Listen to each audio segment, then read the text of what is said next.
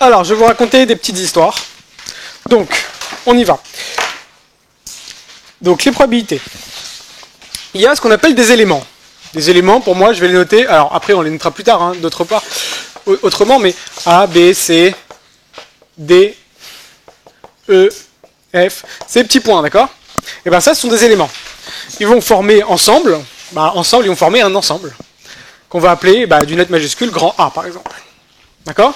Et il peut y avoir ce qu'on appelle donc un deuxième élément, grand B, donc F, G, H, I, mais qui peut aussi englober d'autres éléments qui font partie de A.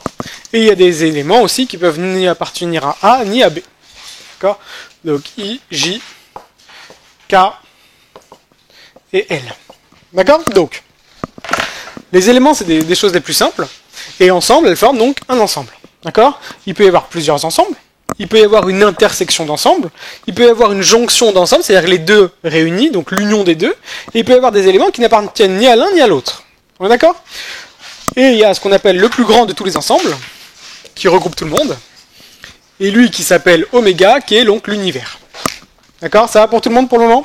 C'est au niveau du vocabulaire? Alors, on appelle le cardinal, le mot cardinal, ça veut dire le nombre d'éléments qui composent l'ensemble. Donc si je cherche le cardinal de grand A, par exemple, le cardinal de grand A, c'est combien? 1, 2, 3, 4, 5, 6. C'est 6. Si je cherche le cardinal de B, on est combien? J'ai lu aussi, hein. J'ai ces deux-là aussi qui font partie de partie de B. Donc 1, 2, 3, 4, 5. Donc ça fait 5. Alors, B, c'est comme ça. C'est 5. On est d'accord? Si je cherche le cardinal de l'intersection des deux, que je vais noter cardinal de A inter B, ce sera égal donc à 2, exactement.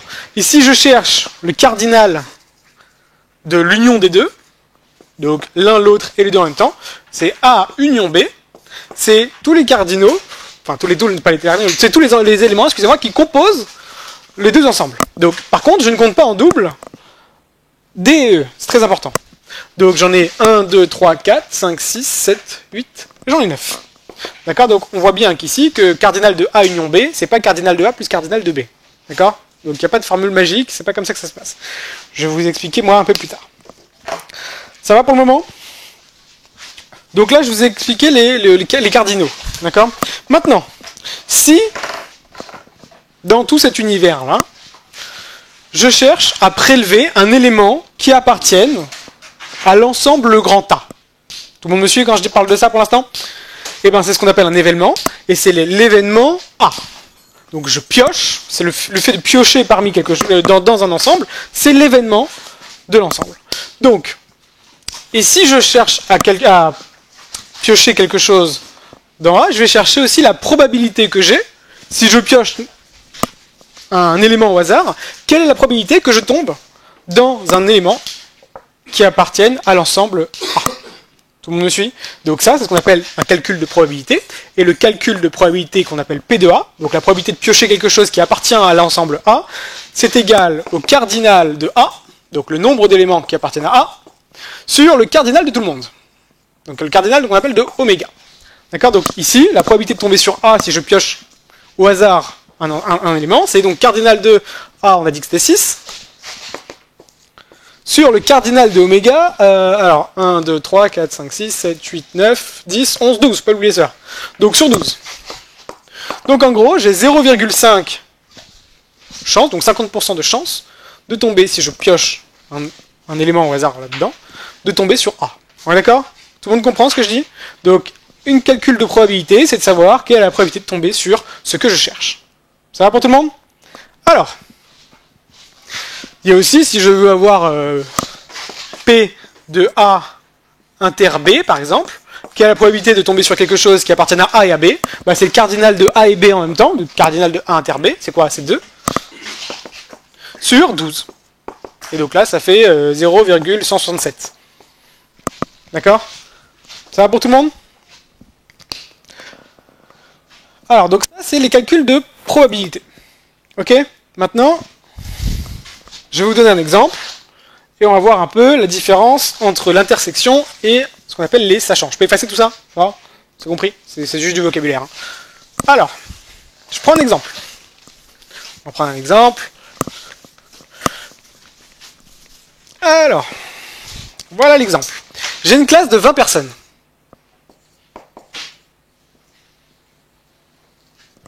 J'ai une classe donc de 20 personnes. J'ai 12 filles et 8 garçons. 12 filles. Et donc j'ai 8 garçons. D'accord, il n'y a pas d'autre chose. Alors, 12 filles et 8 garçons. Parmi les filles, je vais en avoir 3 qui aiment le bleu. Ouais. Il y en a 3 qui aiment le bleu, qui sont des filles. Et dans les garçons, j'en ai... je vais éviter d'avoir les mêmes chiffres. Allez, 4 qui aiment le bleu. Ça va? Tout le monde suit pour l'instant? Alors, si je vous demande quelle est la probabilité de tomber sur une fille, bah, tout de suite, vous, dans votre tête, c'est quoi? P de tomber sur une fille, c'est égal donc à 12 sur 20. On est d'accord? Et donc, pour tout le monde, ça fera 0,6. Donc, j'ai 60% de chance de tomber sur une fille. Ouais? Automatiquement, un garçon, bah... P de G, alors que je peux renoter comment? Être un garçon, en fait, pour moi, c'est ne pas être une fille. C'est pareil, hein? D'accord? Il n'y a pas autre chose. Donc, je pourrais le noter F bar. D'accord? Quand je mets une barre, c'est-à-dire ne pas être. D'accord? Je ne suis pas une fille, c'est donc 8 sur 20. C'est donc 0,4. Donc 40% de tomber sur un garçon. Ça va? Si maintenant je vous demande, quelle est la probabilité de tomber sur quelqu'un qui aime le bleu? Quelqu'un qui aime le bleu. Quelqu'un qui aime le bleu, ce serait donc P de B. Combien j'ai de personnes qui aiment le bleu? Bah, j'en ai 7 en tout. Sur 20. Donc là, il faudra m'aider. Ça fait 0,35, je crois. D'accord? C'est un 7, hein, ici. Alors, si maintenant je vous demande quelle est la probabilité de tomber sur quelqu'un qui est une fille qui aime le bleu. Une fille qui aime le bleu. Une fille qui aime le bleu. Non, une fille qui aime le bleu. Je suis une fille et j'aime le bleu. P de F inter B. D'accord? Je suis une fille et j'aime le bleu. C'est donc... Bah, combien il y a de filles qui aiment le bleu? Il y a 3 sur 20. Ça fait donc 0,15. Non, j'ai dit une fille qui aime le bleu. Écoutez bien maintenant la question. Quelle est la probabilité parmi les filles de tomber sur quelqu'un qui aime le bleu? Qu'est-ce que j'ai fait là? J'ai dit, je prends pas tout le monde, je prends juste une partie, je fais une sélection. Une présélection. Je vais parmi les filles, donc je m'en fous des garçons, donc que parmi les filles, quelle est la probabilité de tomber sur quelqu'un qui aime le bleu? Donc parmi les filles, quelle est la probabilité? Exactement. Alors comment ça se note? C'est, sachant que je suis une fille, quelle est la probabilité de tomber sur quelqu'un qui aime le bleu? J'aime le bleu, sachant que j'ai sélectionné que les filles et pas tout le monde. D'accord? Donc en vérité, c'est le repère qu'on change. Là, on s'en fout de savoir, fille ou garçon, etc. On fait par rapport à tout le monde. D'accord? Une intersection, ça se fait par rapport à tout le monde. Par contre, quand je fais du sachant, ce qu'on appelle du sachant, ou du parmi, je fais ce qu'on appelle une présélection. Et donc, bah, le oméga, c'est plus 20, maintenant, c'est 12. Vous comprenez un peu l'idée ou pas? Donc, quelle est la probabilité de tomber sur quelqu'un qui aime le bleu, sachant que je suis parmi les filles? Combien j'ai de filles qui aiment le bleu? Bah, j'en ai 3. Sur combien j'ai de filles? 12. Donc ça fait 3 sur 12, ça fait 0,25. Vous comprenez la nuance entre ça et ça? Non? Alors, si je vous pose la question, la question va être posée comme ça, écoutez bien. Quelle est la probabilité de tomber sur une fille qui aime le bleu? Pour vous, une fille qui aime le bleu, c'est je suis une fille et j'aime le bleu. Dans votre phrase, vous avez le mot et. D'accord? Ça, c'est la question de l'intersection. Quelle est la probabilité de tomber sur une fille qui aime le bleu ou je suis une fille et j'aime le bleu? Ça, cette question, comment elle sera posée? Quelle est la probabilité que parmi les filles, ou sachant que je suis une fille, quelle est la probabilité que j'aime le bleu? Là, on s'en fout de savoir combien j'ai de garçons. Donc on va pas les compter. Donc on va compter que les filles. Donc combien j'ai de filles qui aiment le bleu? J'en ai 3. Sur combien j'ai de filles? Sur 12. Vous comprenez maintenant l'idée, la différence entre les deux? C'est très important. Tout le monde se casse la gueule un peu là-dessus. Oui? Ça va? Ça, c'est je suis une fille et j'aime le bleu en même temps. Sans distinction de garçon, etc. On s'en fout. D'accord? C'est parmi la classe, quelle est la probabilité de tomber sur une fille qui aime le bleu? Parmi la classe. Maintenant, si je dis la deuxième,